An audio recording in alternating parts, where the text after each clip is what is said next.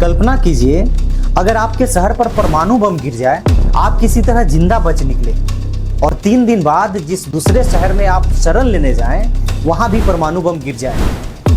यह किसी फिल्म की कहानी नहीं, बल्कि एक ऐसे इंसान की सच्ची कहानी है जिसने इतिहास की सबसे भयानक त्रासदी को 2 बार अपनी आंखों से देखा।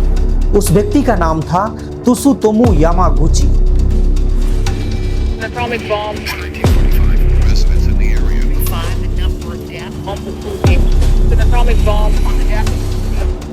साल था 1945। द्वितीय विश्व युद्ध अपने अंतिम दौर में था। 29 वर्षीय इंजीनियर यामागुची एक बिजनेस ट्रिप पर हिरोशिमा गए हुए थे। 6 अगस्त 1945 सुबह लगभग 8:15 अचानक आसमान में एक तेज चमकती दिखाई दी और अगले ही पल इतिहास का पहला परमाणु बम लिटिल बॉय हिरोशिमा पर गिर चुका था। धमाके की ताकत इतनी भयानक थी कि देखते ही देखते पूरा शहर आग के समुद्र में बदल गया। यामागुची लगभग 3 किलोमीटर दूर थे। वह गंभीर रूप से झुलस गए, उनके कानों के पर्दे फट गए, लेकिन चमत्कारिक रूप से उनकी जान बच गई। अगले दिन घायल अवस्था में भी उन्होंने अपने गृह नगर नागासाकी लौटने का फैसला किया। उन्हें लगा कि अब सबसे बड़ा खतरा पीछे छूट चुका है, लेकिन किस्मत ने उनके लिए कुछ और ही लिखा था। 9 अगस्त 1945 को अपने ऑफिस में अपने बॉस को हिरोशिमा में घटित हुई भयावह घटना के बारे में बता रहे थे। तभी एक बार फिर आसमान में वही तेज चमक दिखाई दी और कुछ ही सेकंड बाद दूसरी परमाणु बम फैटमैन नागासाकी पर गिर चुका था।